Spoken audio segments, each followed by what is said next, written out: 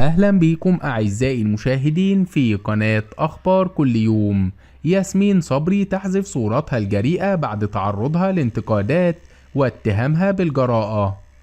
حذفت النجمة المصرية ياسمين صبري صورة نشرتها عبر حساباتها في شبكات التواصل الاجتماعي عرضتها لهجوم حاد بسبب إطلالاتها فيها. وفي التفاصيل شاركت الممثلة المصرية متابعيها عبر انستجرام صورة من داخل النادي الرياضي حيث أدت حركة فسخ الرجلين، ما دفع شريحة واسعة من المعلقين إلى وصف إطلالاتها بالجريئة والحساسة.